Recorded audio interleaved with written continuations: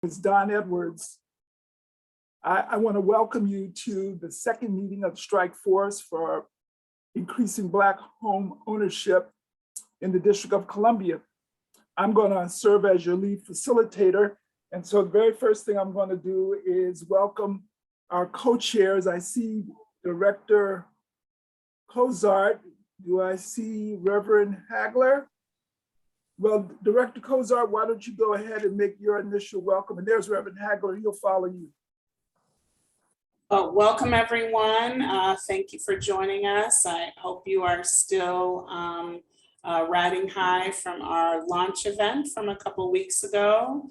I know I have had folks reach out to me with their excitement about it. And so I think that there is great energy and opportunity for us to harness. And today, looking forward to finding ways to really focus that in because our time certainly is short to put together our goal and take a look at some policies, procedures, and how we engage people, and to also think about how to leverage the $10 million that's going to be available October 1. So excited to dig in and get to work and appreciate all of you and what you'll contribute today and the weeks ahead.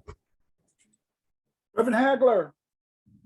Good morning, everyone. I want to thank Director Cozart for her opening and comments and welcome of us all. And likewise, I greet everybody this morning. And I want to raise a question, and the question becomes this: to think about it. Sometimes we operate at cross purposes. You know, here we're to gather to sort of advance Black home ownership, and yet at the same time, the city lifts the moratorium on property tax sales auctions, which in the past has been very problematic in terms of seniors losing their properties for little or no money, basically by folks who are looking to scoop up the property and go to auctions. And so what I'm worried about is that we've been mandated to try to move this forward, but there's things that are in place already in the city's agenda that moves it backwards. And so if we're trying to move things forward, I think we got to be clear about what it is and what it takes to really and truly move things forward. Because in the past, you know, that property tax sales delinquencies has been problematic, extremely problematic in terms of seniors not getting the notifications and all of those other types of things. And so again, it's a damaging, it can damage clearly what we're about. But and that's what I want us to think broadly about these various things. Thank you and good morning, everybody. Thank you, sir. That's very helpful. All right, what we're going to do now is Brian Schwartz, our erstwhile process manager, is going to walk us through the protocols we'll walk through at the beginning of every meeting. Good morning, everyone. Good to see you. So as we mentioned at previous meetings, these are the ground rules. Everyone agreed to these by acclamation at our previous meeting as part of the protocols. They're up here and listed for you to process, and they will be the same, but these are really important for us to follow, to work together and build to consensus. If anyone has any questions, please state them now. Otherwise, we can go to the next slide. Our process design, as a reminder, this is a public meeting, so all public observers will be asked to put their name in the chat. We'll have 15 minutes set aside towards the end of the meeting. So at 11:40, wherever we are, we'll need to stop and make sure we have time for public comment. As you see, this meeting is recorded and it's available to the public upon request. Those requests can go to josh@jsallc.org. Next slide. As we previously detailed in the protocols, this will be a consensus-based decision-making process that we work to collectively come up with recommendations, and those will be hashed out in the working groups, but only the full strike force can make those recommendations. So we'll come back together for those. We'll continue to disseminate the agendas. Those will be posted at least 24 hours, maybe even 48 hours in advance on blackhome.dc.gov, which everyone should be familiar with that site, but that's where things will be listed. We'll continue to send out follow-up materials, including via the SharePoint link that we sent out. And we know a few folks have had issues with that, but we'll keep trying to fix that. But we can always email any documents directly to you as well. Those will follow up the meetings, and then the meeting summaries will continue to be distributed. Okay. All right. Thank you so much, Brian. We'd like to make sure that you have had a chance to review the meeting summary. It is going to be sent out to you before this meeting, but at the beginning of each meeting, we're going to want to see if there are any comments, changes, corrections, additions. So now is that opportunity on the agenda. Any comments or corrections before we adopt the summary of the June 23rd meeting? Floor is open. I was Yes. unable to access the summary. All right, I'll tell you what, Reverend Hagler, we'll leave this set open until you are given an email or Brian confirms that you've got the summary. Did anyone else have a problem accessing the summary? All right, we want to make sure that you have an opportunity to review it, and we will hold it open until our next meeting. All right, let's go on to our next item. All right, so we're going to walk you through a series of presentations. The intention of the strike force in the early part of our work is to create a information data-rich environment. We want to feed you a lot so that as you're digesting and considering and deliberating, you have got something to chew on. The first presentation we're going to hear is from Anna, our colleague Anna Van Balen, and she's going to be talking about the district work through previous strike forces. Over to you, Anna. Good morning, everyone. Go ahead and go to the next slide. There have been quite a number of efforts over the years to support, or actually, I won't say just to support, I would say housing as a whole. So we're going to do our best to quickly summarize those efforts. And so in 2005 was one of the first ones that really focused on homeownership. And you can see from this slide that one of the outcomes was to increase the city's homeownership rate from 41% to 44%. But really focusing on the Housing Trust Fund as one of those subsidies needed to keep homeownership and rental housing affordable. Since then, there have been 3 additional strike forces or task forces, but they have had less to do with home ownership and more to do with rental housing. And the first was the Bridges to Opportunity in 2012, which studied the regulatory and policy aspects of affordable homeownership covenants. Then came the Preservation Strike Force in 2016. And then most recently, the Saving DC's Rental Housing Market Strike Force in 2021, which really focused on what to do with the impact of the global pandemic on DC's rental housing market. We wanted to quickly show you, at least from the last 2, since those are the ones that this administration has been involved with, what kind of outcomes have come from it. So if you can go to the next slide. And I won't go into detail, but everything you see in blue is the reaction to or the implementation of the recommendations that came out of the strike force.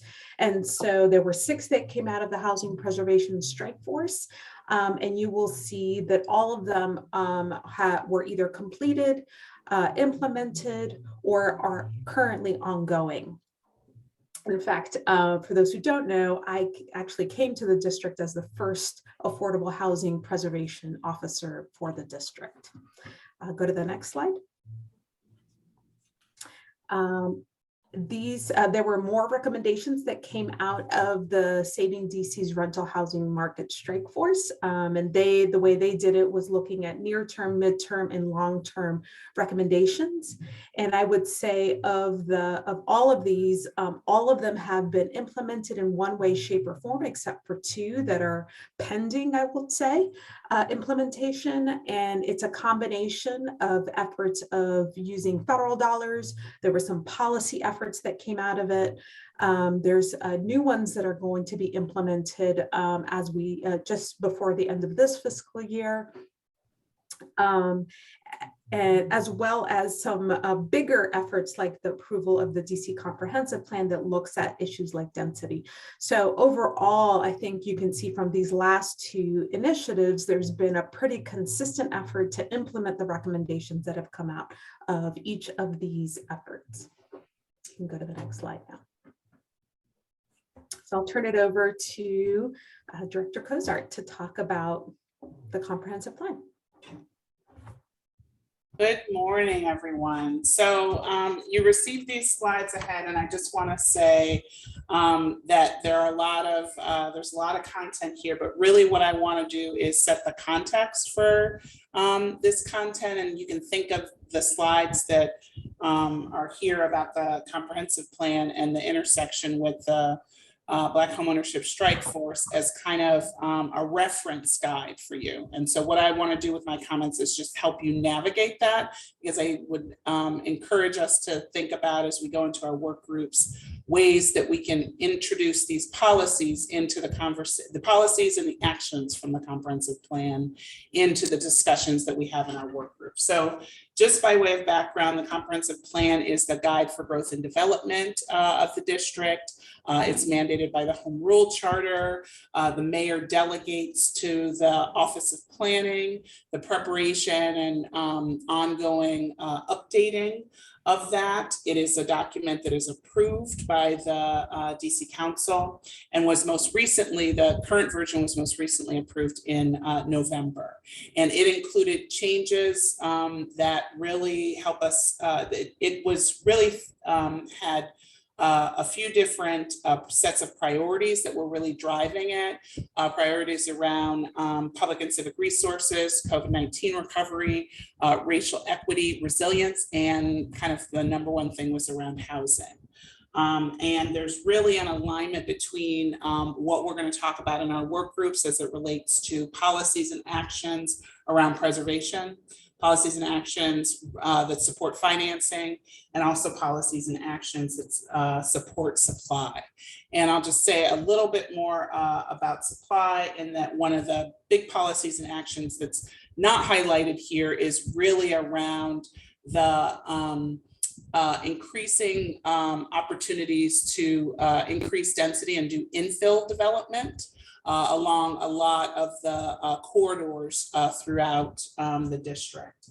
And so those are somewhat captured in the slides that you have about the comprehensive plan, but there's also another piece of that which you would find in the land use element. So I offer this because this is kind of something, as I shared, that's been kind of agreed upon between and is a guide for the district.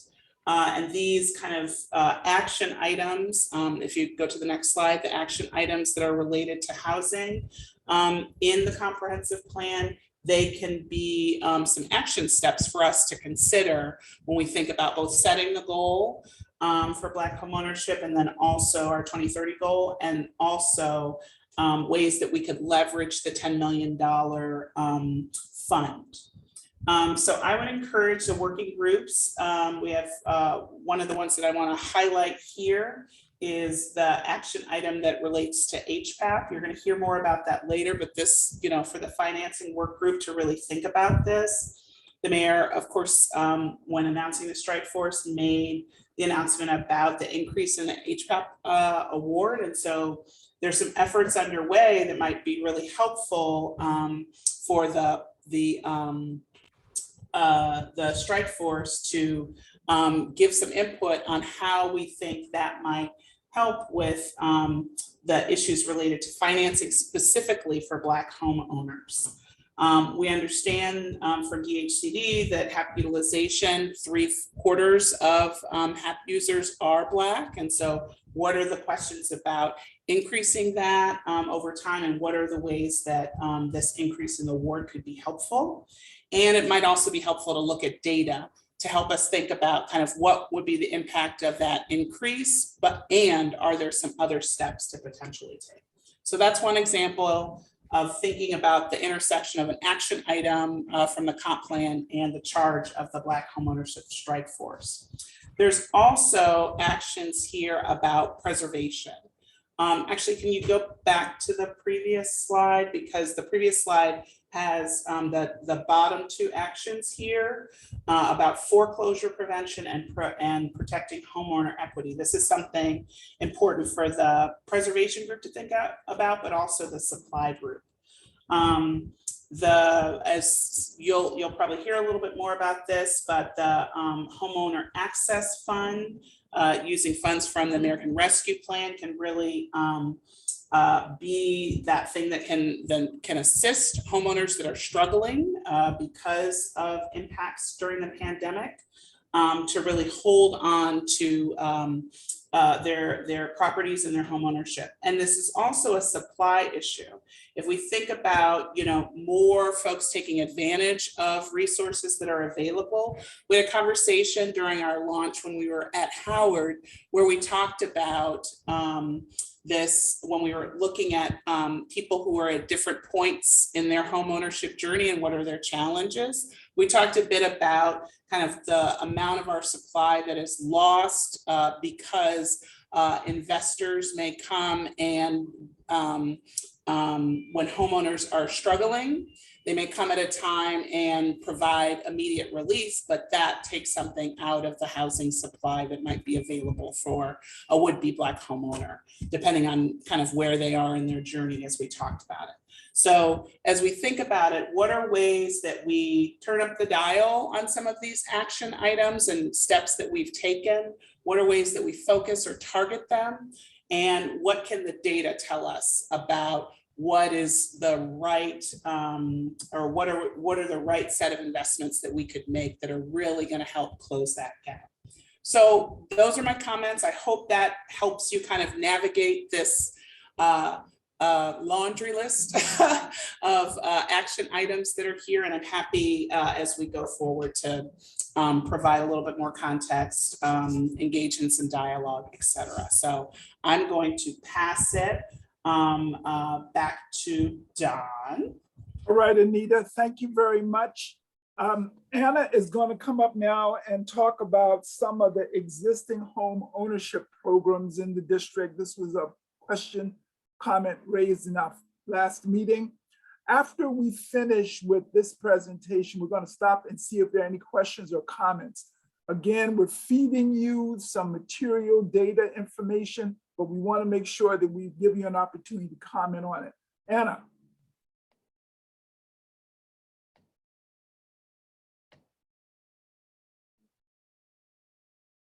Can't hear you, Anna. There we go. So we wanted to do two things in giving you a good understanding of what's going on as far as existing programs in the district related to homeownership. And the first was to introduce you, if you weren't familiar, with our website called Front Door. It was launched in this past year, and its intent is to put in one place all of our home ownership resources. And so what you do is you see in the middle of the screen, take a quiz to find the resources for you. And it provides you an opportunity to see based on your specific needs and or income level and what is available from, as of right now, there are 50 different home ownership resources listed on this website. And that number keeps growing. So if you haven't seen it, please go to it. It's a great resource that we will continue to improve upon. And if there is feedback from any of you on how to improve it, we would love to hear it. My team actually helps monitor and update this resource for the public. And so what we did is we just pulled some of the resources that are going to be probably the most critical to the conversations we're going to have in the strike force. And if you go to the next slide, I'm highlighting just 4 agencies out of several that, but I know based on our initial conversations have already come up in one way, shape, or form. And so I'm just listing them here in a table.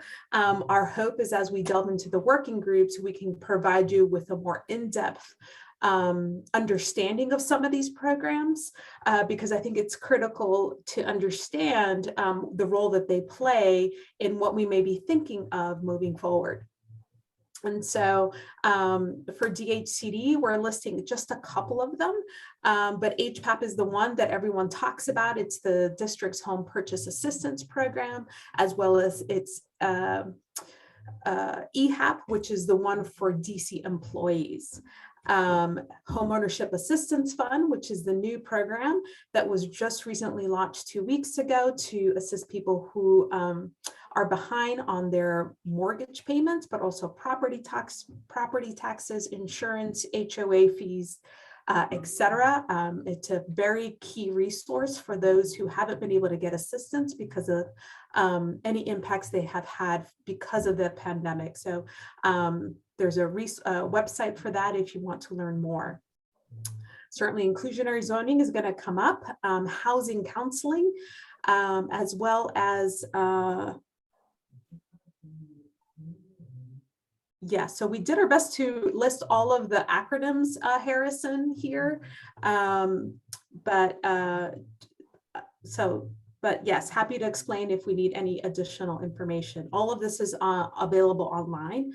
And then some resources on the preservation side, the single family rehab program, and launching next year, the AIRS program, which is focused on estate planning, addressing the legal barriers to passing on properties from one generation to the next. I am not going to go into a ton of detail with all of these, but certainly DCHFA, these are some of their resources for homeownership, and including that they're one of the administrators of HPAP for the public. DISB, we're going to hear from later on. They have quite a number of resources to help prepare the public to be financially ready to purchase a home, but also on the back end, including foreclosure prevention. And so a lot of people aren't familiar with their work, and we want to highlight that because that's going to be important to sort of the continuum of opportunities that are available today. And then lastly, there are a number of efforts through the Office of Tax and Revenue, and we might have to invite someone from that office to speak to their work, but just listing some of the programs that we know do impact home ownership today in the district. And so this is just a quick snapshot, but we want to highlight it because, again, there's a lot of work now that is already underway, and maybe there's an interest to improve some of these programs, and we'll get to that in a moment, but we just want to make sure you have a quick understanding of what's available today. Don. Great, thank you very much, Anna. Let's take a minute here, actually about 15 or 20 minutes. We're running at a very nice pace. Let's see if there are any questions or comments related to the 2 presentations that Anna made, as well as Anita's presentation. Floor is open for any comment, question, feedback, input. Yes, Harrison. On DC. Go ahead, Arby. Yes, Go ahead. Harrison. Harrison, you're open. Okay, I got you. Thank you for that, Anna. The one question I had is, can we also combine outside resources other than city programs, like so that there's actually one place that shows all the money people can have access to? I know GCAR just put together a combined Montgomery County and DC resource guide for like all the different down payment assistance products, but I think having that be localized in one place, and I know we want to highlight the DHCD, DCHFA products and not create competition, but showing people where everything is would be helpful. And then my point about acronyms is I had never heard of DISB, so that was really awesome to learn here. I just don't know what they stand for, and I feel like we want people to engage with something. If they read it and don't know what it is, then it might discourage them from looking deeper. So that's the only my point about acronyms. Yeah, no, and sorry about that. I wasn't sure which acronym because I thought I had spelled out all the programs, but I did not spell the agency. So the Department of Insurance, Securities and Banking, and Commissioner Woods, who serves on the strike force, represents that specific agency. And back to your original question, we actually do list a couple of resources. So Landed is one of the homeownership resources for people above 120% MFI, specifically teachers and firefighters, is on the Front Door website, as well as I think Eagle Bank's product, since there's an opportunity for district employees. But would love to review that list and see how where it makes sense to integrate. But great question. Thank you. Yeah, let me add, Harrison, if you have a list or a resource or some clearinghouse, please share it with the team, and you can direct that to Anna and Tim, but also to Brian. We'll make sure that we also create or include a glossary with also a page that lists the different agencies and their abbreviations. As everybody knows, there's a vocabulary that goes along with every endeavor. And so we want to make it easy to be effective in our communications. Amber, followed by Harvey.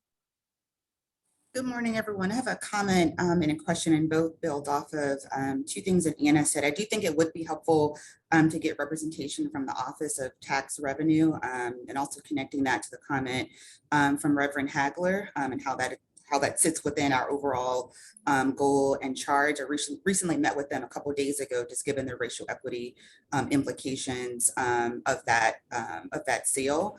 My question is, Anna mentioned that we'll have a more in-depth understanding of those programs. It was very helpful to have it all in one place. I'm just wondering if we will also have some data on those programs to understand who's benefiting and who's being served by those, just given our charge. So my quick response is, I don't think we could do it for all 50 programs. That's the challenge we have. I think within the working groups, if there are specific data points on programs that people are interested in, we can provide it within that context. But we might need to really be strategic in figuring out which ones we want to highlight, since we don't have a lot of time to delve into every single one of the programs. I hope that helps. Okay, Harvey. If you can also include the HIT program, which offers a $20,000 down payment and closing assistance from DCHFA. Okay, thank you very much. Suzanne? You're on mute, Suzanne. Am I unmuted now? Yes, I can hear you. Okay, great. I would just like to underscore Director Cozart's point about the need to focus on supply, and I know we're going to have a task force on that, but there are so many programs to help homeowners that are looking for homes. But as we talked about last time, right now in my business at Habitat, it's costing us between $500,000 and $600,000 a house, just without a profit, to build the home right now in, for example, Deanwood, with predominantly Black homeownership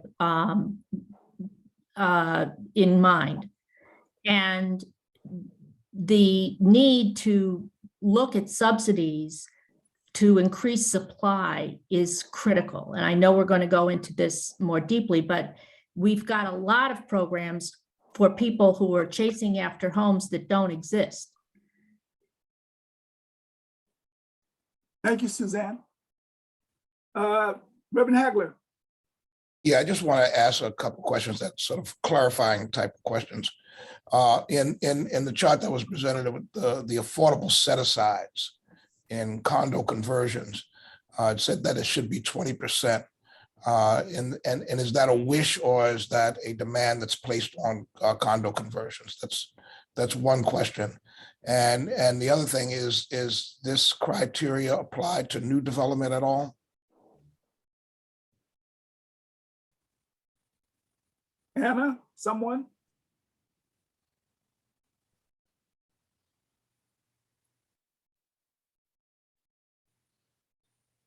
Sorry, the question is specific to IZ.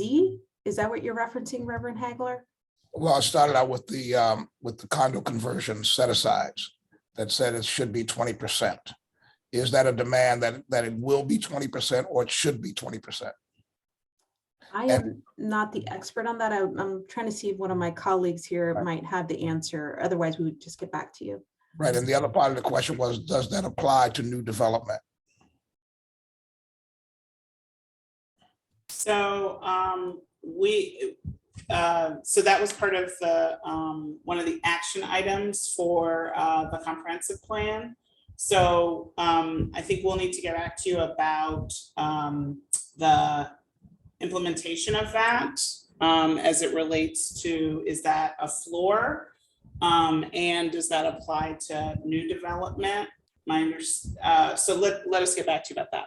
All right. And the other, it's not really a question, but the concern is that we list all of these programs, but it doesn't get out there. People generally do not know what exists in DC.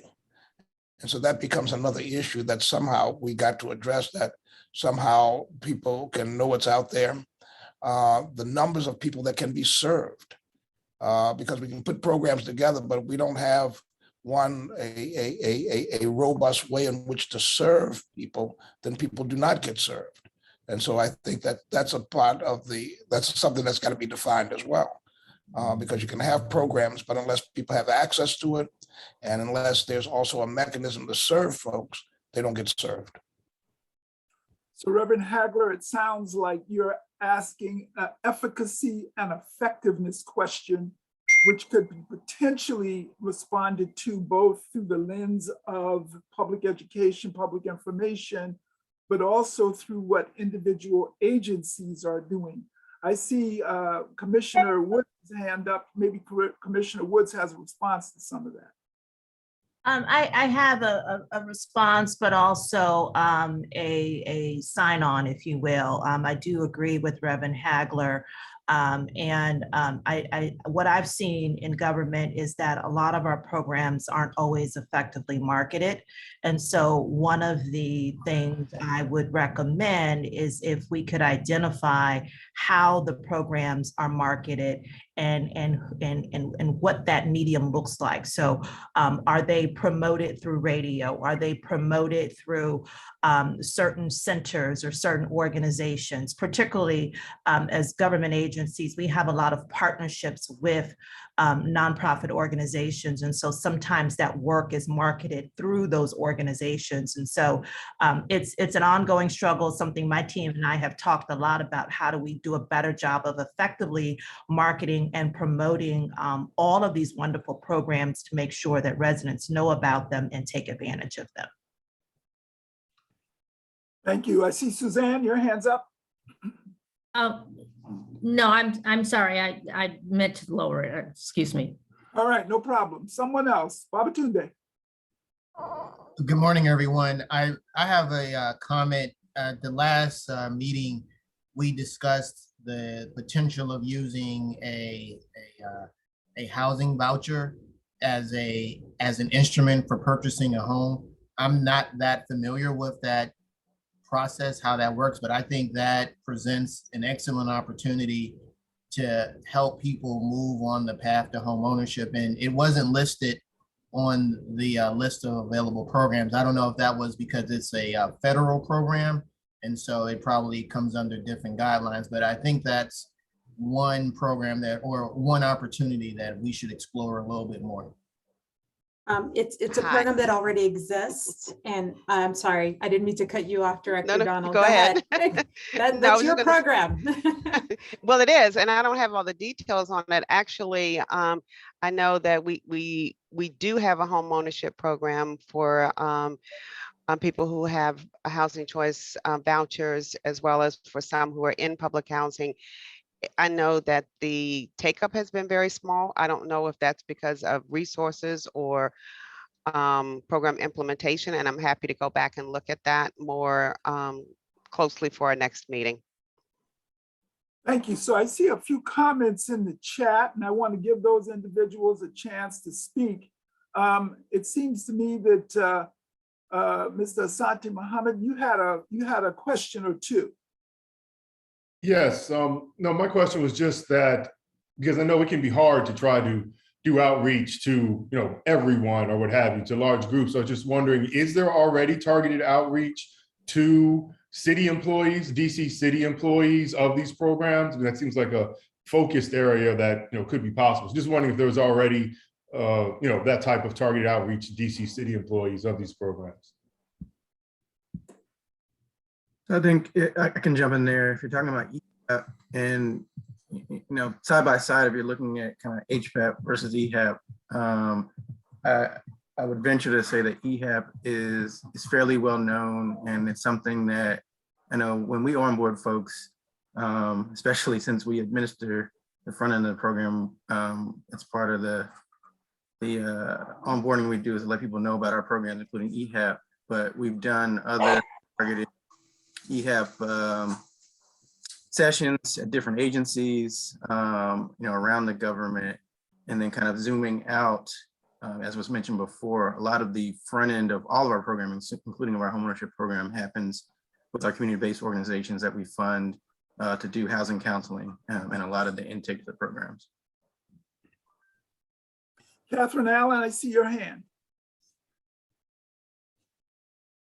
Yeah, thank you. I guess this is a process question. I mean, we're talking about sort of how we get information out there. And one of the thoughts I had early on when we were talking about not so much the getting to homeownership, but all of the programs that are available for existing homeowners, I had a thought about how to get that information out, but I don't know in the process part, are we supposed to give those thoughts now, or are we supposed to sort of hold them until we get into our groups? I'll tell you what it is. So for, if you're going to buy a home, you basically have to go to a title company. Obviously, I'm familiar with that because I own a title company.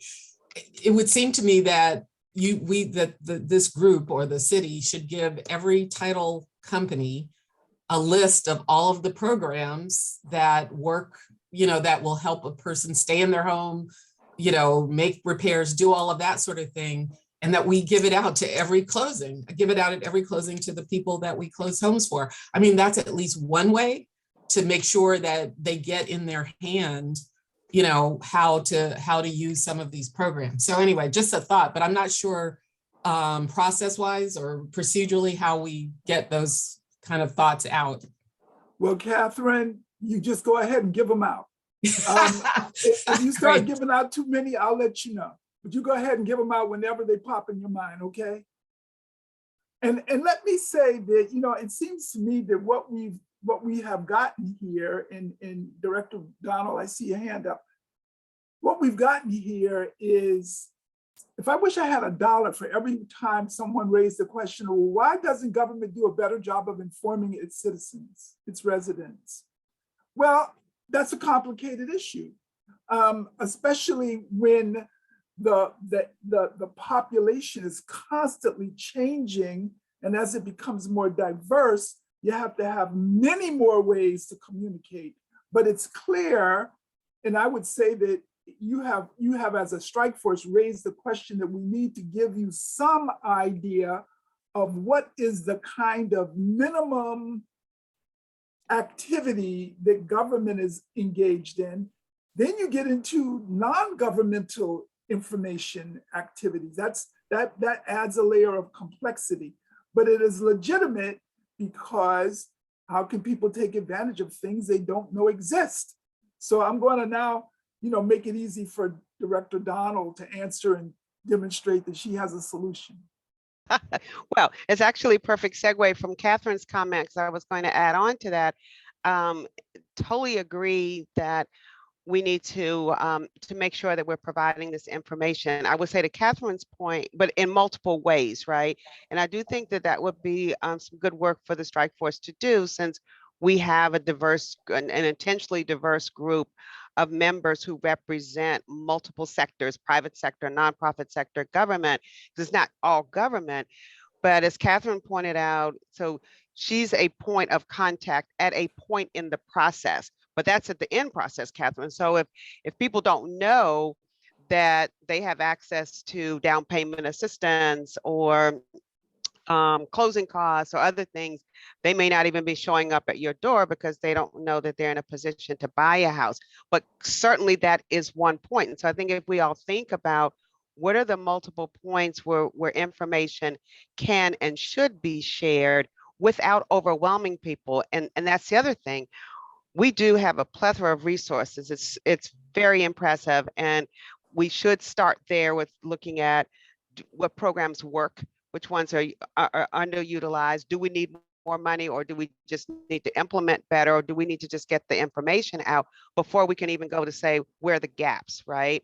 But I do think that's would be some really good work for this group to do, to think about the places that they touch and the people who they touch who are coming in for other services or for inquiries, whether it's about rental assistance, it's about vouchers, it's about foreclosure prevention, right?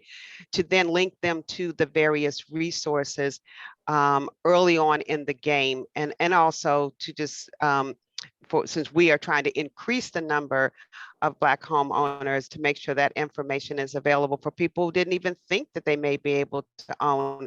So I think when you package some of these resources together, it's the doorways open much wider. Thank you very much. All right, we've got Harrison and Reverend Hagler, and we're probably going to stop after about those two unless someone's got something burning. So put your hand up now. I don't want us to lose all of our time. Harrison. Yes, and from a communication standpoint, what I found is one-to-many communication can be the most effective. So again, if we've got a centralized source like the information Autumn was putting together, and we have our associations that have direct lines of communication to so many folks, I've found that if you put the information you want people to get right in front of a necessary activity point. So for DCHFA with the DC Open Doors seminar, putting out the information there was a hook that got folks in. And when they were in the seminars, they're able to learn about all the other programs that are available. I think if this group, and this is something my brain I think about all the time, can better synthesize and have kind of one main landing point that shows where the things are, the people who are incentivized to disseminate the info will be our disciples for free, right? If we just help put the information in one place. So that's what I've got. I've got like a 20 bullet point note thing that I can share otherwise, but I really like where this marketing conversation is going, and it does not have to all rely on government to put it out. It does need to work, or this group does need to work on synthesizing and getting it in one place, because nobody's really done that before. And the next final thing is video and other newer media formats are going to help people retain it better than just websites and lists. And all the websites have to be mobile friendly. I found folks, like a lot of folks, especially lower income folks, are trying to help out. If it's something they got to go do from a website or on a computer, they're not going to do it in the same way, especially for data input. So everything has to be very mobile friendly, phone accessible. Thank you, sir. Reverend Hagler, and then Karima will be our last comment. Yeah, I appreciate the discussion on terms of getting the info out there, because from my perspective and what I hear, let's be honest, most of the programs in DC are considered an insider's game.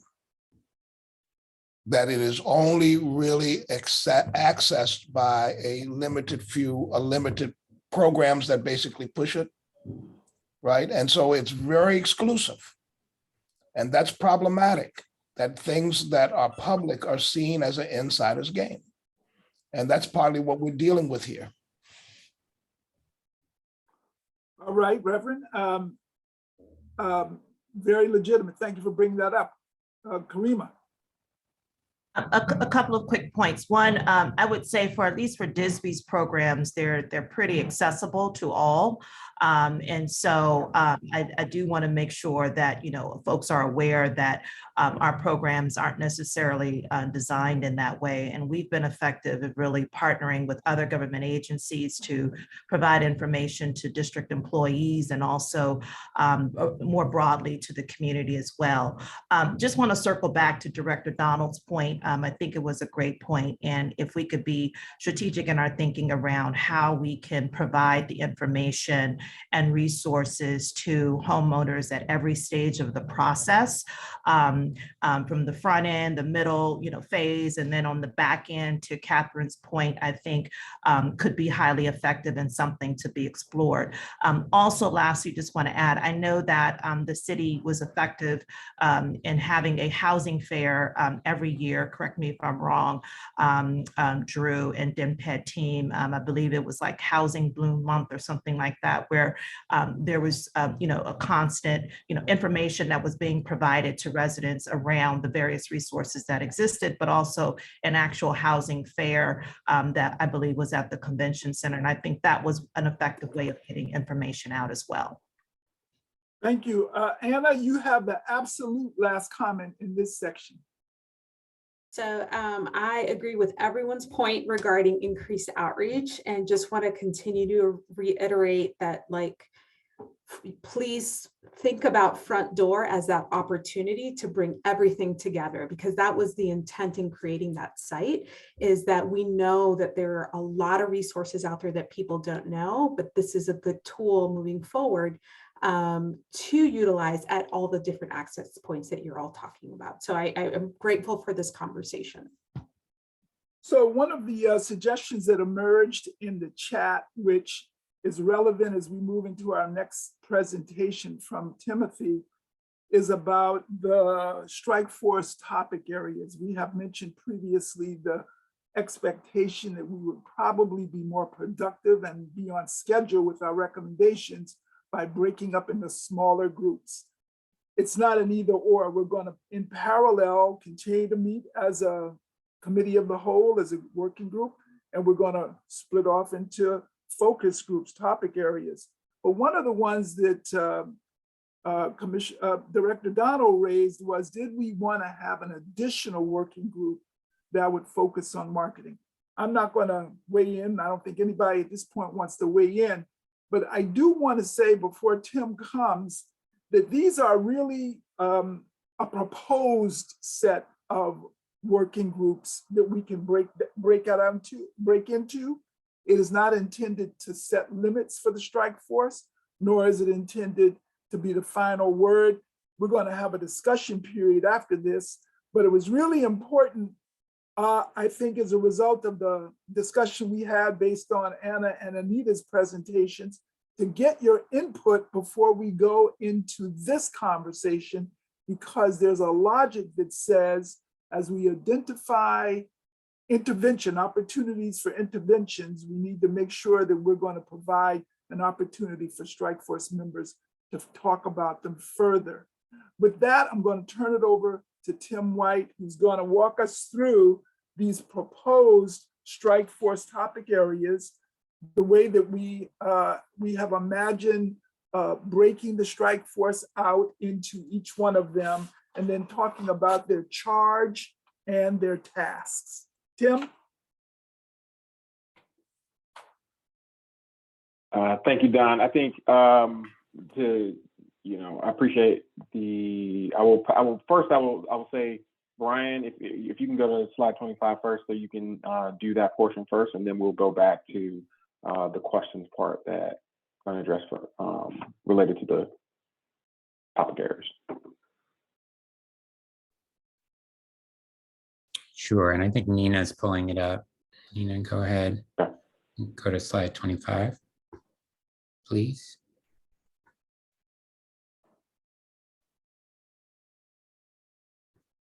Tim, is that what you want? Yes. Okay. Yes. So the charge. I'll take this charge portion then. So as you all see, these were the three groups that were outlined as the starting point of the groups that we would work on. The first being the financing group, and as you see there, it would be charged with developing recommendations to improve home financing to support Black homeownership. And so what that looks like is similar to a lot of the discussion related to HPAP and the other financing tools, the HIP program, as was mentioned here today, it supports with closing costs. How are we looking at these programs, and how are we looking at what recommendations for existing programs as well as new ones? For the supply side, how are we developing recommendations to increase and improve the supply? And so not just with district programs and district land dispositions that create home ownership opportunities, what are also the external opportunities? Because as Chris Donald mentioned in the first Strike Force meeting, he listed that, you know, the amount of land that the district controls and the projects the district controls and the units that are set aside for home ownership, we won't be able to get to the goals that we're looking to if we're limiting ourselves to just those government projects. And so how are we developing supply outside of that? The next group is preservation and security. And so the key thing here is developing those recommendations that will ensure homeowners can stay and live in their homes as well as pass them on. And so that is some of the other programs that we'll hear more about, that we've talked about a little bit. And before I jump to the next slide, I think I'll go to Brian for the next one to kind of talk through about our thinking of where did we adjust the order? I think we may have adjusted the order of slides. We did for you. So got it. Okay. We don't want to do this. Sorry. No worries. Okay. We were just on the fly. So to that point of what I said before, though, if you look at the three groups and you walk through some of the existing programs. So for the financing group, looking at the landed, that external program that is for teachers, HPAP and EHAP, those programs that we've heard about quite a bit, the housing choice voucher that was talked about, looking at how those programs align with that particular bucket. The questions that you see there for the financing group, and so these are the questions that the group should be asking themselves and looking to put together and into a format that can come back to the larger group. These first four questions appear in all of them. You'll see slightly different for the supply, but I think it's important to just kind of run through these first four because we've heard a lot of those questions here today. And so who is not served by these programs, right? So when we have a program, who are the folks that are ineligible to participate in these programs? Who are the folks that it's intended to reach with these programs, but we're not quite serving them or serving them well? The next question being, how can these programs improve? And so if there are folks that are the intended target of a program, such as an HPAP or EHAP, but we're not delivering in the right way, what are some recommendations on how we improve on that? The next question, I think, could probably be reworded to say what education or outreach is needed to address the challenge. And so to Reverend Hager's earlier point that we've talked about here on this call today, not only for folks understanding how to use the programs more effectively, but how do we get the programs in front of everyone to make sure that they know? And we've talked about the front door DC that was created as that opportunity for all of these programs to be in one place. But what are the recommendations and challenges for making sure everyone knows about it? Is it mobile friendly enough? Are we marketing? Are we doing it enough to get it out in front of folks? What are those recommendations there? And then the last question I think that appears in all of them is whose perspective is missing as we're trying to be more informed about these recommendations? And so we heard, I believe it was Amber that mentioned that OTR and their perspective on when it comes to some of the tax programs that we have and making sure that they weigh in on some of the recommendations and probably some of the reforms that they've looked at internally. And so how do we make that a part of this conversation? And so I won't go through all the questions for all of them. You all will have them available to you. But I do want to make sure that we're highlighting is that many of these programs, as was mentioned earlier, the housing investment platform that is mentioned here for the supply side, for the supply working group, that is also has closing cost assistance, right? And so that needs to be factored in into the financing group and what you're thinking about.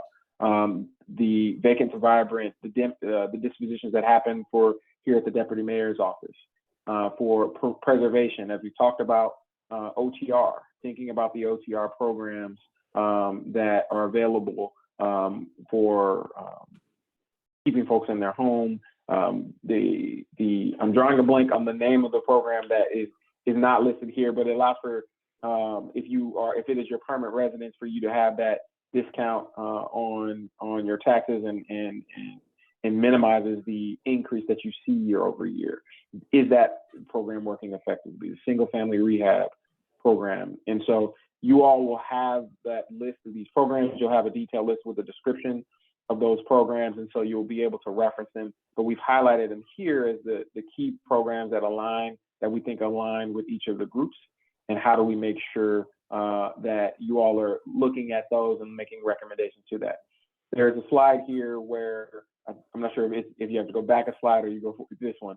And so this is when you all think about how you present your recommendations. I think it's very important to see how these three buckets align. The first is the recommendations and improvements on the existing programs, right? We have apparatus that are already set up that have funding available to run programs.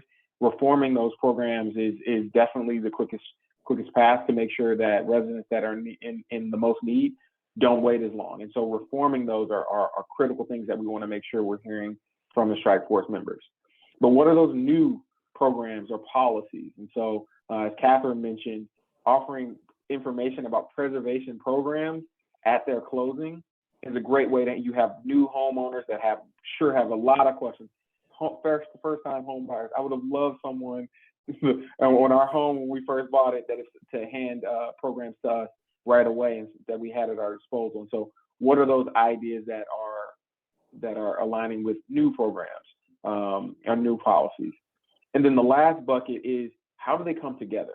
And so the recommendation that you all are putting forth, we don't want it just to be, we should, the recommendation of having something submitted at closing, or a recommendation on how we can reform HPAP.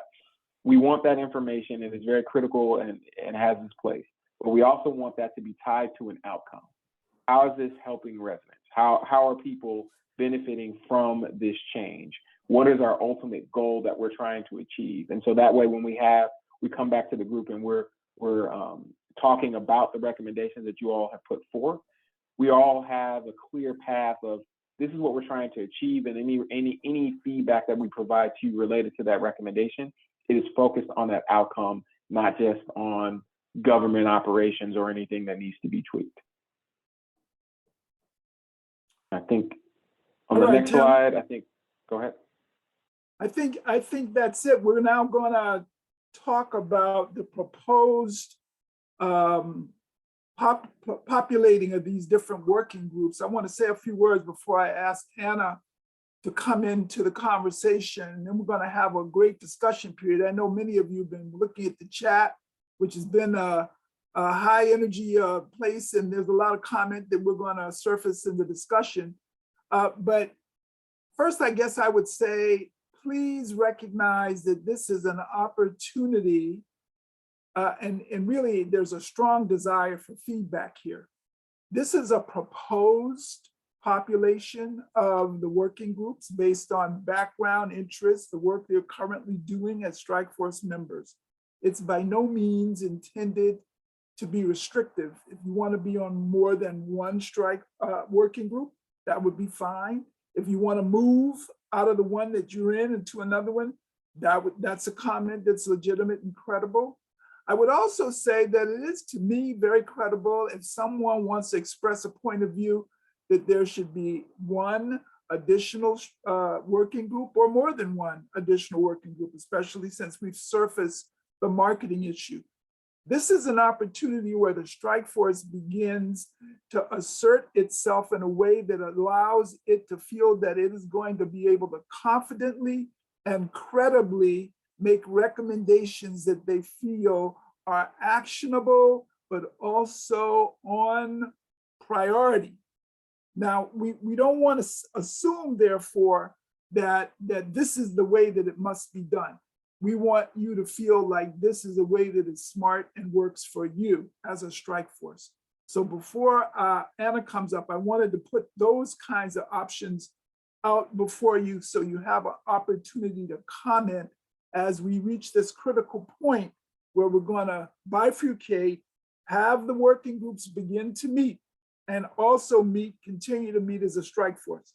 Now, one of the things you are probably asking is, okay, so you have these working groups. Each working group is going to have its own facilitator from the JSA team. Each one will also have a note taker from the JSA team. Each one will operate on a schedule that it agrees to operate on, but that schedule is going to have to operate within the strike force schedule. In other words, nothing is going to change at the back end. We still have to deliver the recommendations on time. And so that is going to provide the bookend for the work that each of these working groups will do. So I don't want anyone to be confused about that. If you agree and you say you want to be on more than one working group, okay, you've got those working groups as well as the strike force to participate in, and we're going to continue to expect your full participation. All right, with that, I'm going to turn it over to Anna to say a bit more about how we populated the different working groups.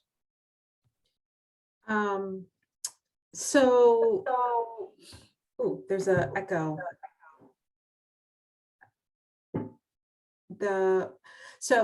JSA sent out a survey requesting input from all of you as to which working group you were interested in participating in. And so that's how this table originally started. And then we took a look as far as, I think not everyone had a chance to respond, so we wanted to populate with everyone's name based on what we think their expertise might be. And where you see the asterisks, it means that we think you might, your expertise might help more than one working group. And so for the directors where there's an asterisk of district agencies, we think that maybe this is an opportunity for some of your program managers who oversee some of the key programs in these areas. Maybe they should be serving. And so that way you don't have to serve in all three. Specifically thinking of you, Director Hubbard. Same with Commissioner Woods. There might be someone from your agency that might be better suited to staff these specific ones, but you would have to delegate that to them. And so, but we know that there's, and we just took that liberty, but that doesn't mean that we want to make sure you're comfortable with these recommendations, because we understand that all of you have much to offer, but that's how we came up with this list and why there's asterisks next to specific names. I'm happy to answer any questions there.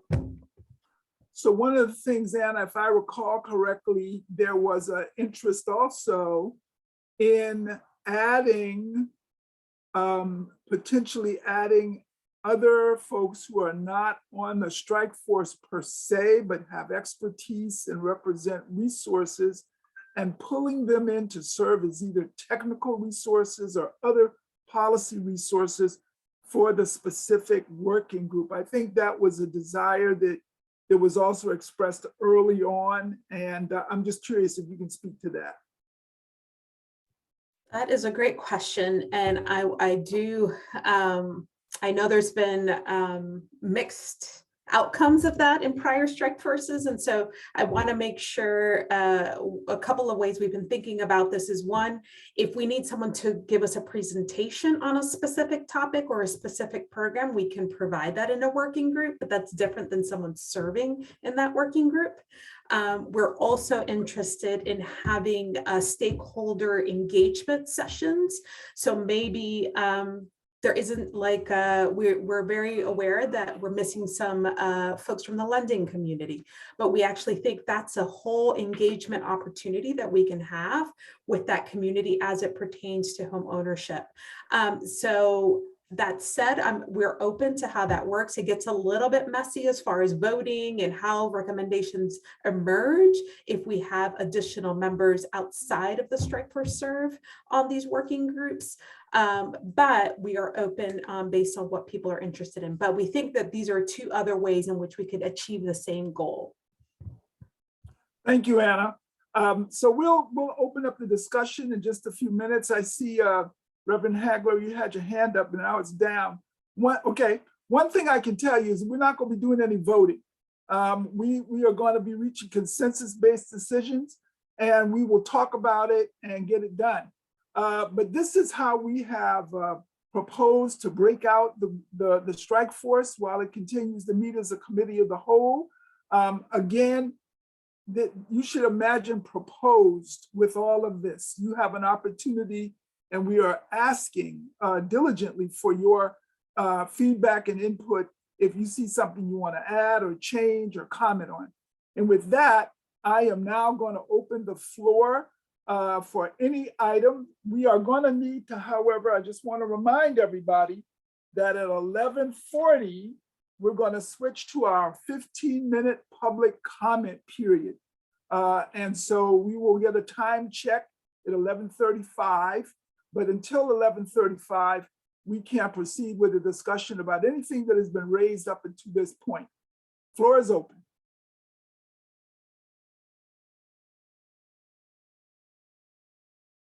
Okay, Ann, followed by Reverend Bowen. Maybe we can take that slide down now. Yeah. I'd like to know if the working groups are going to be the same hour and on the same day, like Thursday, like we have now. They will not be, Ann. There will be a different schedule that the working group facilitator will make one of the first items of business to determine. I would suspect, however, that you can assume the following. The meetings will be maybe 90 minutes. They probably will not be more than 90 minutes. They'll be 60 to 90 minutes unless the working group really feels that it needs more time.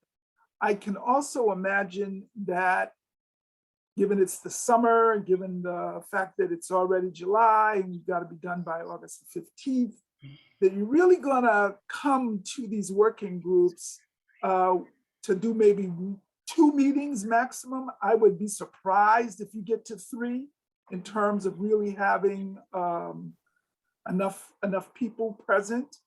But then I also would say, well, and for the purpose of these working groups, we're going to continue, as Anna inferred, to make them information rich. What do I mean by that? That means before you come to the meetings, we want you to know what it is we're going to want the meeting to result in. So that meetings are not to begin this discussion, not to begin to present information, but you will get that before the meeting. So by the time you arrive at the meeting, you have a point of view that you have already developed. So we want to be as efficient and as effective with your time as possible. Did that help, Ann? Yes, so this is in addition to us coming to the regular Thursday meeting. Is that what you're saying? That is absolutely what I'm saying. Yes. Okay. Thank you. Reverend Bowen. Yeah, I think that our discussion about communication is very important. There were some great recommendations around that. We have to be about the business and making sure it's not an insider's game. And I know some thought or suggestion was that, hey, perhaps we can add yet another committee. I would like to suggest that all of the committees as they exist, that we add on a box so that when we come up with recommendations, we also consider how do we communicate this information to the public. Let it be an automatic consideration for all of our groups. Thank you very much, Reverend Bowen. I see nothing but shaking heads, so I don't believe there's going to be any opposition to that recommendation. So adopted. Ayana. Yes, good afternoon, good morning. So I just did a test Google and entered DC first-time home buyer just to see if Front Door DC would come up. And I just want to challenge everybody to do the same, but I'm just continuing to scroll. And so it's definitely not coming on the first page of Google. So I think that it needs to be, I'm not techie by any means, but some type of SEO where, this is a very valuable resource and it's getting missed because it's just not showing up on a Google search. Very, very practical. Thank you very much, Ayana. Joanne Savage, what's your point? I just had a small comment that I thought in seeing the preservation group list, it might be helpful to have DHCD, at least some staff support and expertise. I think a lot of DHCD programs are going to be under discussion there. Well ahead. I see Drew head is shaking in the right direction. Thank you. No, I Someone agree. else. Yeah, definitely agree. Okay, someone else?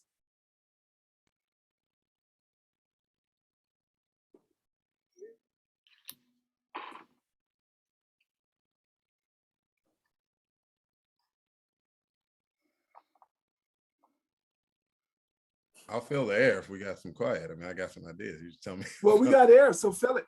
Okay. The one other idea for Anita and Reverend Hagler to consider that I don't know if I said it in the last meeting is having this another deliverable from this group for your consideration is some type of BHSF certification. Where if there are any practitioners, salespeople that are going to support or have access to funds, I mean, maybe not complete access, but maybe there's priority access that if a lender or a realtor or a title attorney or an inspector, right? Because those are a lot of the folks that are touched along the process. This whole concept of a BHSF certification would like streamline the information that they are given and kind of require this minimum standard of stuff we know that they can communicate to consumers. And I did talk in our DC Association of Realtors Board of Directors meeting last week about this concept. And from a lift and organizational standpoint, this is something that the DC Association of Realtors would be happy to help support and implement. Because I know when you throw out certifications or throw out these things that people need, you got to ask who administers it, who's like overseeing it. But that from the realtor side, I know we could control. And I'd love to throw that idea out to this group to consider creating a separate, certification, call it whatever you want, but that with the intention of improving the information that practitioners have about everything we're working to put out into the public, and also a direct line from marketing and communication. Everyone who is BHSF certified has this set of resources they can give to all consumers that come to them. So that's, one interesting thought I'd like to throw out and hear what people think about that. Thank you, Harrison. Reverend Hagler. Yeah, I just wanted to say that I also want to be on the finance committee as well, because I think that's a real issue that's at stake right now in DC. Yes, sir. Thank you. No problem. Anna. So I think that's a question I have, and so I appreciate you jumping in, Reverend Hagler. Are people comfortable with the recommendations as we have proposed them for the working groups? Anna, let's hold on for just a minute, if you don't mind. Let's let this bubble up a little bit more. But it's a good question.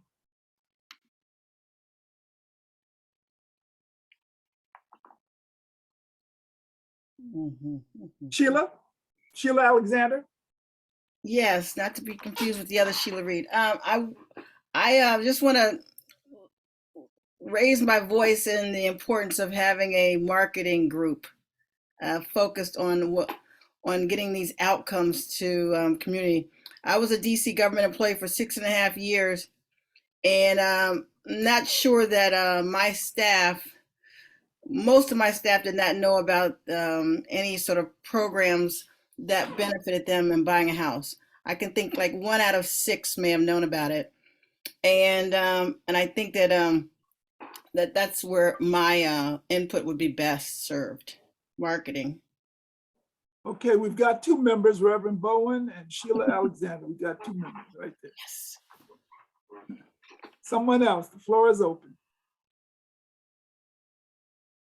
There was a lot of conversation in the chat about the insider game. Now we don't have anybody who wants to talk about it. What happened?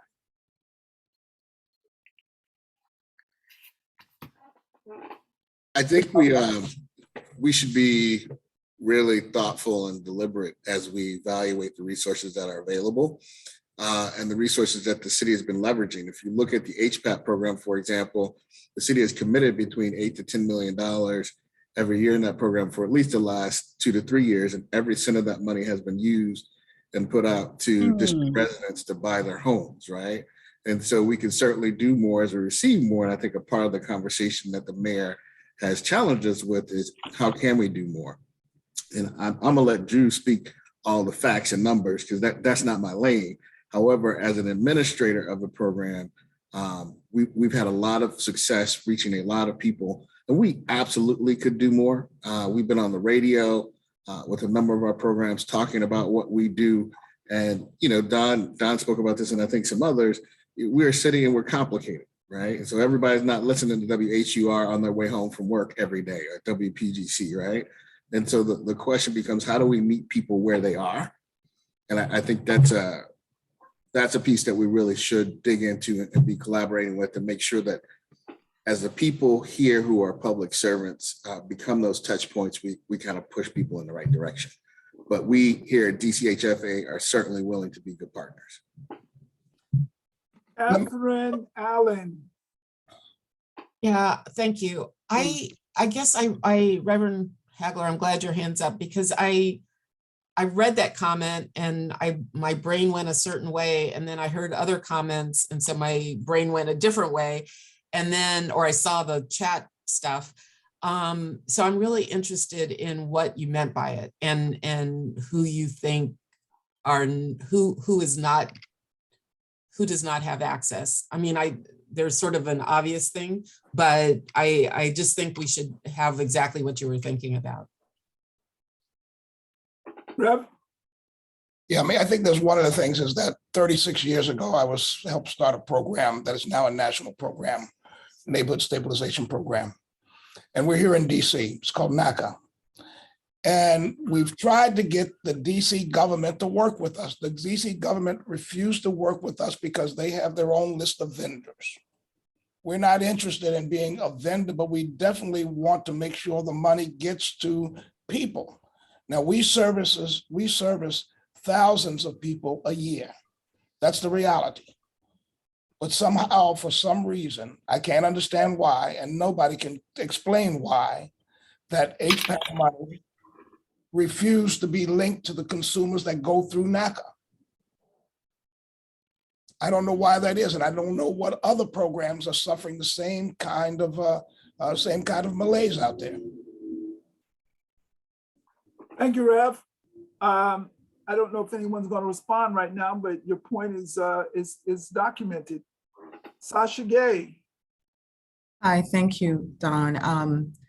I think that as we look at the different work streams and particularly in financing, when we're looking at our existing programs, I think we ought to spend some time to say, you know, what could we do to improve the effectiveness and the efficacy of our existing programs? You know, how can we make our existing programs a little bit better, or are there opportunities to leverage our existing programs to have greater impact? You know, and so I think that ought to be part of the conversation is, you know, efficacy. How can we really improve impact? What's working, what isn't working very well? I know that, you know, with MANA and we, you know, in our serving of home buyers, we've had home buyers where it takes 6 months to close on a home loan because of complications with HPAP. You know, and so, you know, is there an opportunity for, you know, HFA and DHCD to work better together? You know, where are the bottlenecks and how can those bottlenecks be improved? I think that those things really ought to be, you know, figured out and sort of touched on, because maybe HPAP can go even deeper than it's going right now if we can streamline you know, administrating and processing and actually closing on loans.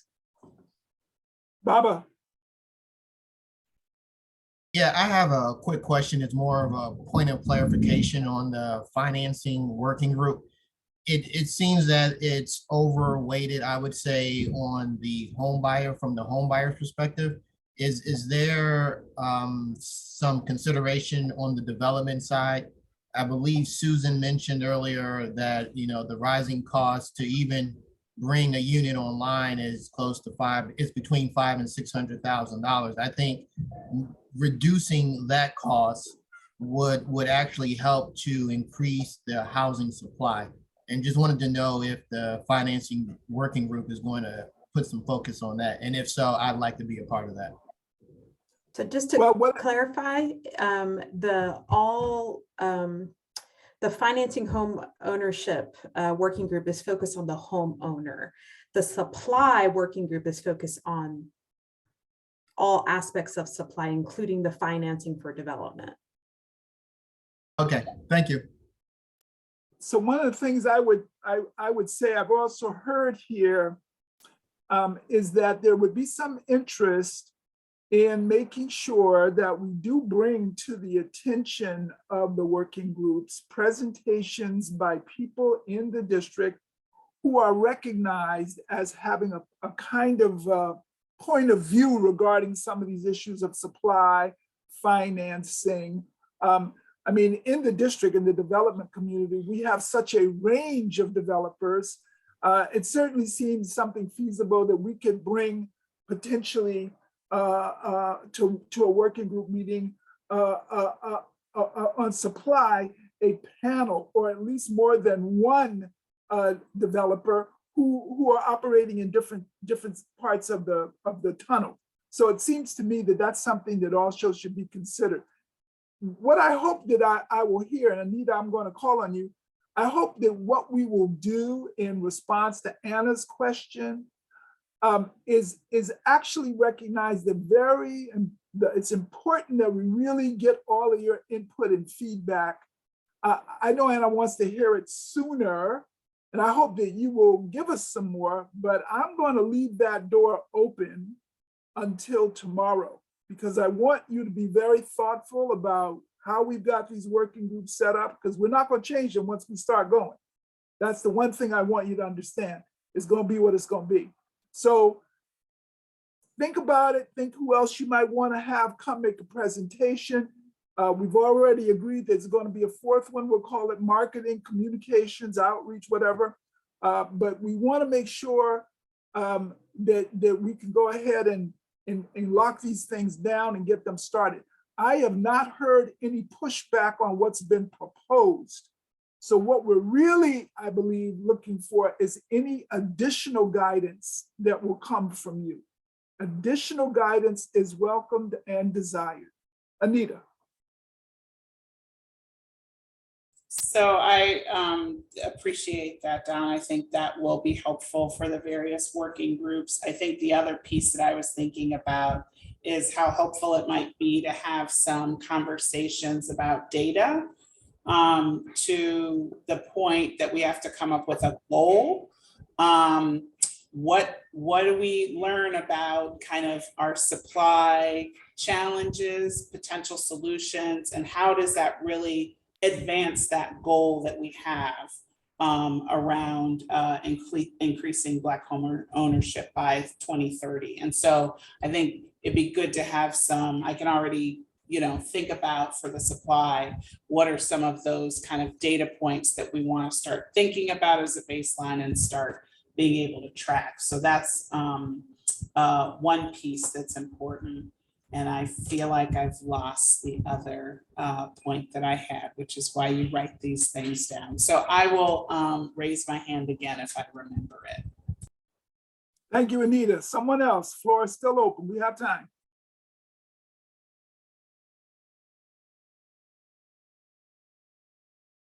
Councilmember Bonds, I'm gonna put you on the spot. I'm so glad that you were able to join us and good to see you as always. Any views or opinions of what you're hearing, what you're seeing and listening to? Well, thank you very much. I'm so sorry for being delayed. I went to the wake for Russ Simmons. So the great artist, former executive in this whole arena of development. But I am listening. I'm listening intensely, and I think that I can help a little more on the supply committee.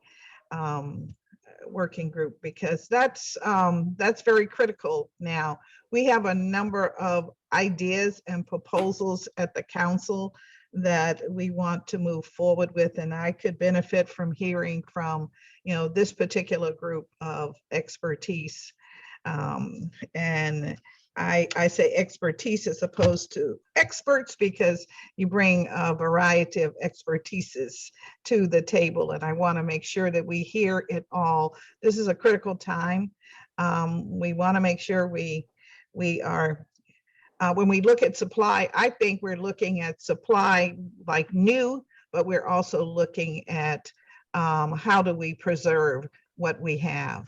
And how do we maybe modify some of what we have to accommodate the different needs that we have. So are we still thinking about the small units, the 350, 400 square feet? Are we talking now about 2 bedrooms, 3 bedrooms? Do we want to house families? Do we want families in our city? Those are the issues that we're confronted with at the council when we hear from neighborhoods. And that's something I think we have to really, bite on. And how do we see the downtown core that is not returning as we thought it would? How do we really see that? Is it going to be university housing? Is it going to be graduate students? Is it going to be faculty? And keeping in mind, when we talk university, we're not talking about a tax base. So those are concerns that, some of us have at the council. We're AAA rating, we want to keep it. But we also know we have some buckets that we might be able to utilize temporarily money. So, a lot of questions. So I am just very thankful to hear the voices of this group of individuals that lend so much to where we are and where we have to go. So I don't have any outstanding thoughts, but I'm asking, put me on supply. That's where I belong. All right, thank you very much.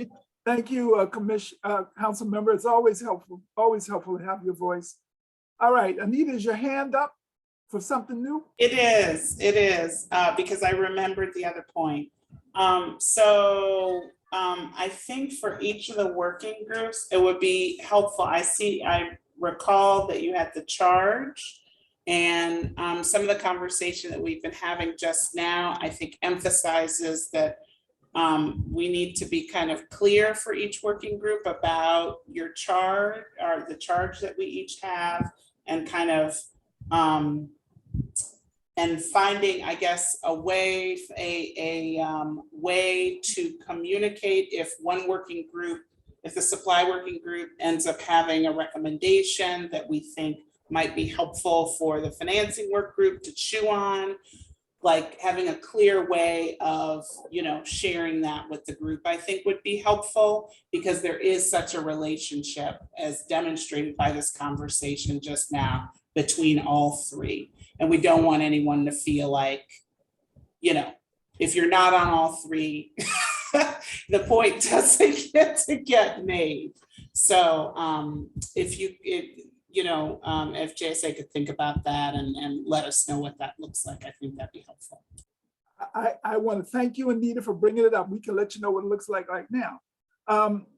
What it looks like is that having a facilitator for each working group, plus the lead facilitator for the strike force, makes it possible on a weekly basis to actually winnow, harvest what is coming out of each working group and the strike force, and to see where overlap is beginning to emerge. One of the things that we are going to stress is the collaboration between these working groups, because it's the experience that we've had in this process and in similar processes that there is no clear black-white delineation on these issues. These issues are on a spectrum, and they move into each other at predictable and sometimes unpredictable points. And so, Anita, thank you for bringing it up. One of the things we're going to want to do is use the strike force as a whole meetings to report and to give people insight into what's going on in the working groups that they're not attending or a part of, so that that overlap begins to become property of the entire working group. At some point, the entire working group will say, okay, we're clumping around the following recommendations. And those are the recommendations we're going to sharpen to make as actionable as possible in the time that allows us to submit them to the mayor's office. That is how we're going to do it. Now, I'm happy to discuss it because I just described it, and you might be like, what did he say? Well, okay, well, I'll walk you through it again. But that is how we're going to organize it. And I think it will be successful. All of it, of course, depends on you. The more you put in, the more we can capture, and we can do it in such a way that we can make timely reports on what is emerging out of these working groups. So that's the critical part. It has been our experience that sometimes people don't get as smart as they are capable of being until the very last meeting. And by the last meeting, okay, we don't have a lot more time. So we want you to be as smart as you can be at the first meeting, all right? That's why we're going to try and bring you prepared and ready to run for the first meetings. Any questions or comments? We've got about four minutes before we go into our public comment. Joanne. I've got a question on data, and it's been going around. I'm going to put the specifics in the chat, but I do think there's both a sense that, yes, we understand we want to set the goal, but I think it would help to have a little more baseline information on the data to kind of inform us on the scale of what we are thinking. So I'll put kind of my ideas for that in the chat to be specific about it. But I think having some more data early on will help us really understand how big we need to be thinking to sort of move the needle, as folks have said. Thank you. Someone else. That's Catherine. Yeah, I just want to echo Joanne's statement. I read somewhere, there's a lot of chats. I read somewhere that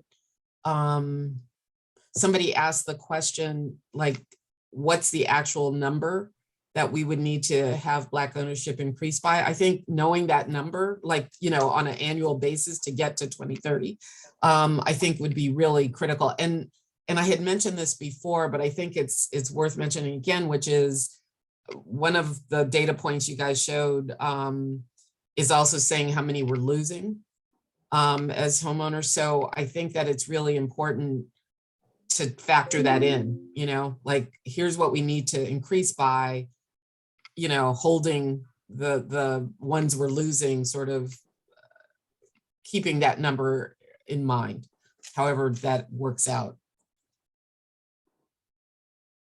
All right, we've got time for a couple of more comments if they're short.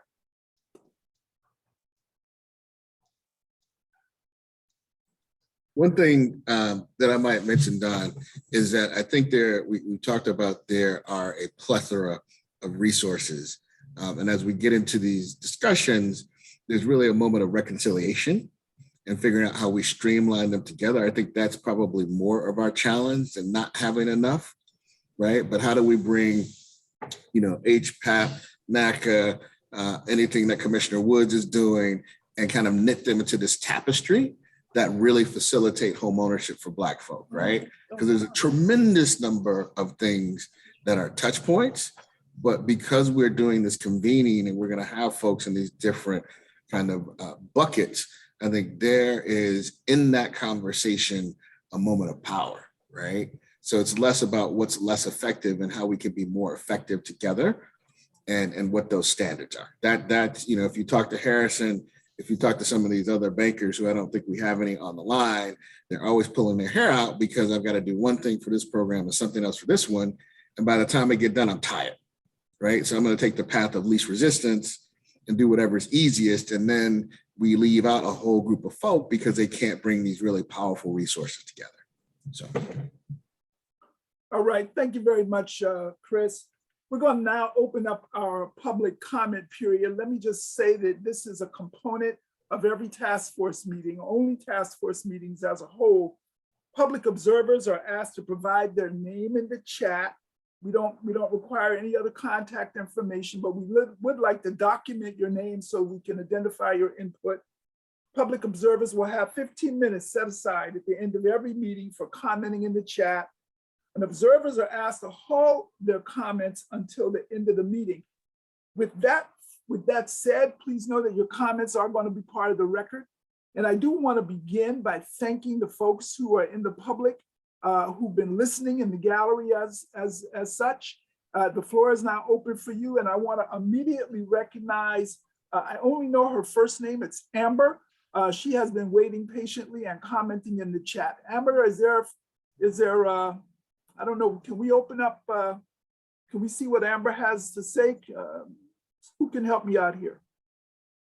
Sure, I think it's Amanda, actually, Amanda Chulik. Amanda, I'm sorry, Amanda.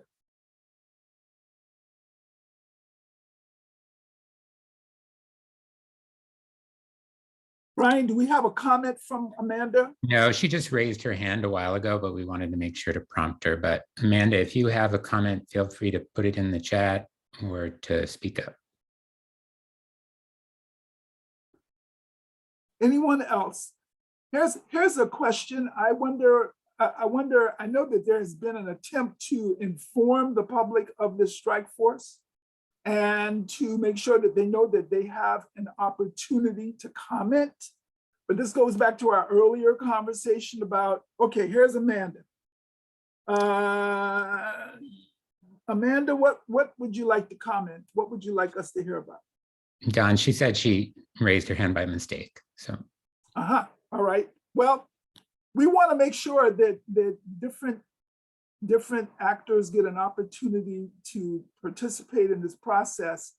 I am hesitant to turn it back over to the strike force.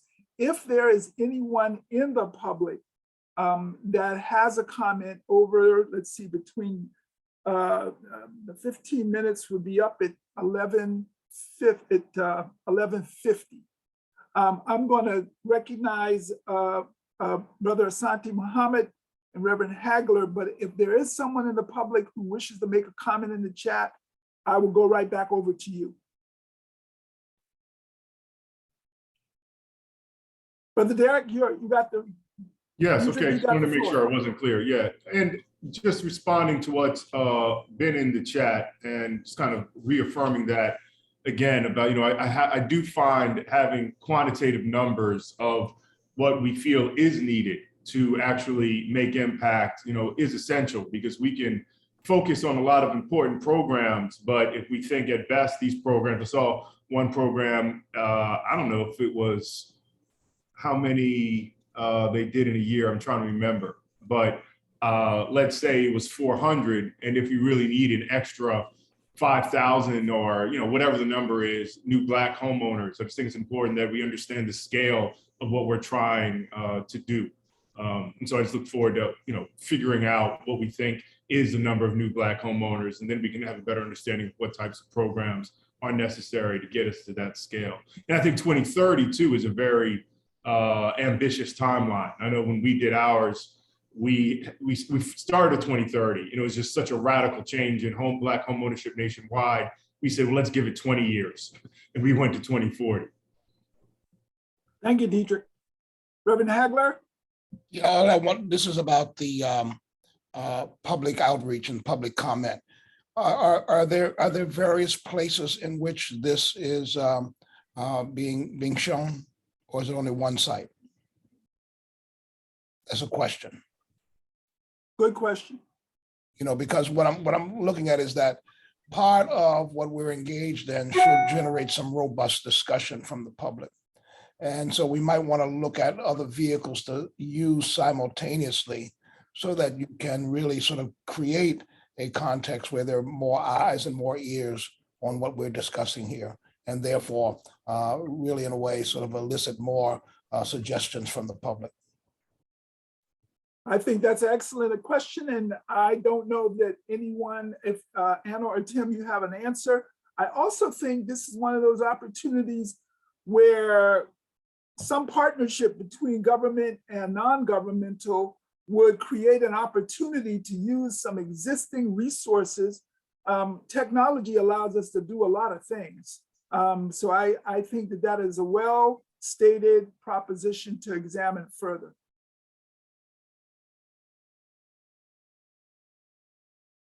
Brian, do we have anyone from the public gallery? Okay. Other comments, inputs, feedbacks, questions from Strike Force members?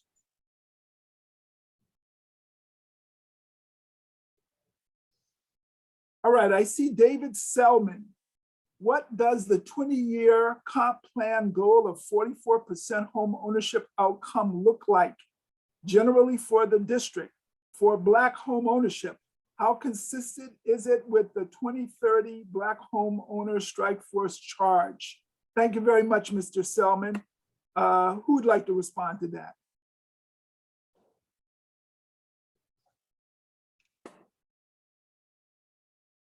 Anita, do I see you? Oh, I can try to respond. I would say that maybe I'll try to take the last part first and just say definitely there's consistency and alignment with the Black Homeownership Strike Force charge. I think the key piece is figuring out what that homeownership outcome means, and that's the charge of the strike force, what it means specifically for Black homeowners. And so out of our work groups and our group working as a whole, we should be able to come up with that goal, whether it's a percentage like this or it's a number. I think it's very consistent. I'm not sure how to answer the first part of the question. What is the 20-year goal or outcome look like generally for the district? I'm not quite sure. Maybe the questioner can come on line and offer a little bit more context for the question, because I'm just not sure I understand what the questioner is asking. Mr. Selman, if you're listening, give us a little elaboration, if you can, in the question and answer function, so we can get a sense of what it is that you're looking for in the way of an answer. All right, while he's doing that, do we have any other questions or comments from Strike Force members? All right, so one of the things that I said earlier today is that we're going to leave the door open for your thoughtful input and comments, but we're going to only leave it open until noon tomorrow, Friday, noon. Because we really want to make sure that we get these notes, these summaries, and we get your input and we factor it in when we next have our project management meeting. We want to be able to say, this is what you told us, this is what we heard. Let me confirm the following though, because it'll be helpful to leave this message with some agreement. Number one, we recognize the value of having working groups. Any heartburn around that? Number two, we have initially divided and assigned people to different working groups, but we've also said if you want to be in more than one working group, you want to not be in a working group, let us know what that is. And some of you have, and you'll have until noon tomorrow to elaborate on that. Anything more that needs to be said about that? We've been given some proposed working group charges. The charges were kept very simple. We will leave it up to the working group to focus on what we need in the way of actionable, implementable recommendations. That's what is going to be our filter. So that's the knife you got to have sharp. Not just any recommendation, but actionable, something that can be implemented starting in the next fiscal year. Any heartburn around that? All right, lastly, we have talked about not being limited to the 3 proposed working groups, adding a potential marketing outreach communications working group. There was a mention made of the importance of data, making sure that we can be not get into competing or dueling data sets, having some data. I don't know that that rises to a level of another working group or it's something that we apply across the board, but it does sound like something that needs to be addressed, and we'll be looking for further comment on that. Anyone have anything to say about that? I do. All right. Yes, go ahead, Drew. So, at least from the perspective of government programs, many of them live in DHCD, but there's supports from Anita Shop, from HFA that runs some of them. So to the point earlier, having at least some staff presence in all these working groups, I think as there are data requests, if they come, in advance of particular conversations, we should be able to address them. And I think it definitely is important, as other folks have said, that we do set a baseline. As a jurisdiction, we have a toolbox that kind of the envy of other cities, counties, et cetera. And in my estimation, part of the big point of this convening is, how does it work now? How do we scope it? How do we make it more efficient? And then what do we need to add also? But I think that we have to set that baseline first. I think to Reverend Heckler's point about, how many HPAP loans do we close a year?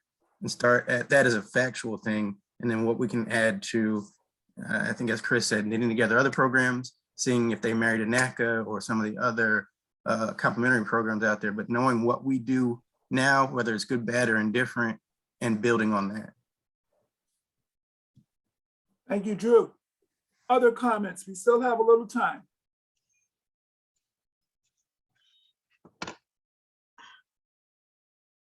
I do. Commission, council member? Yes, thank you. In the document that was provided, and by the way, I'm not in the list, so I wasn't able to click on the link and get the information, but I was able to reconstruct it after about an hour. But you have there is one project, one program here which really concerns me. It's the TOPA. It indicates it's for persons that are 62 and older. And I think TOPA is for every tenant. And just thought we might want to take a look at that and make the correction. The tenant opportunity to purchase is how it is listed. And the description is DC residents age 62 of age and older who have a disability, blah, blah, blah, and it goes on. I think it's for everyone who is a tenant at the property. Drew can correct me if I'm wrong. Actually, so just to clarify, because I noticed that too on the list, council member bonds, it's specific to the exceptions to homeowners. So TOPA has restrictions. Remember, we changed the law on 2 to 4 or 1 to 2, sorry, 1 to 2. So there are exceptions to seniors and people with disabilities. And I see Drew shaking his head. And so that's different than the general TOPA for multifamily that has been, that is consistent across all properties. I appreciate that explanation. But I think if this is a list that we're going to use as the Bible, we need to clarify that this is specific for this particular part of TOPA. Otherwise, folk will be on our case. No, I think that's right. And we agree. We agree. What we hear is the need for an asterisk, Anna. We need an asterisk. And again, to clarify, that list we sent is only half of the programs on Front Door. There's over 50 programs listed on that site that we did not include for everyone, but we can share that as well. Okay. Let me ask a question. We're almost out of time, and I'm going to let the membership go if we don't have any other public gallery comment. Did anyone try to access front door again? Did you get in?